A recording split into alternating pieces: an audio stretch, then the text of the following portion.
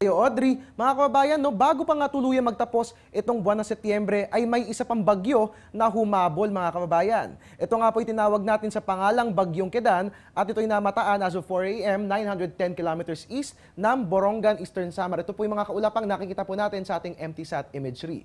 Mabagal nga po yung pagkilos nito dahil umano sa ridge ng high pressure area na nandiyan po sa may hilagang bahagi ng ating bansa na siyang pumipigil sa pagkilos sa nasabing bagyo. At dahil nga nasa karagatan ito, hindi natin inaalis ang posibilidad na ito'y lumakas at maging isang tropical storm. Pero ang good news po dyan, dahil ayon kay Pag-asa weather forecaster Fernando Cada, sa ngayon ay wala pa naman umanong nakataas na mga public storm warning signals sa alinmang bahagi ng ating bansa. At good news number 2, bagaman hahatake ni Bagyong Kedan ng habagat, so asahan po natin na magiging maulan pa rin, hindi na ito magiging kalakasan, mga kababayan. At dahil nga po dyan, no, asahan po natin na ang weather natin dito sa Palawan, ganun din sa Visayas at sa Mindanao, makaaasa po tayo ng light to moderate rain showers or thunderstorms dahil nandito po matatagpuan ito pong tinatawag na axis ng Intertropical Convergence Zone o ITCZ. Habang dito naman sa atin sa Metro Manila at sa natitirang bahagi naman ng ating bansa, generally speaking, fair weather naman ang ating mararanasan para sa araw na ito. At dahil nga po magiging maulan dyan nga po sa Palawan, Visayas at sa Mindanao,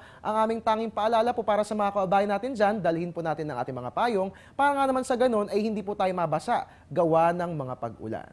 At yan nga po muna ang latest tungkol kay Bagyong Kedan. Magbabalik po ang Panahon TV Express makalipas ang isang paalala. Teng, ang package. Ma'am, sabi ng Air 21 on the road na.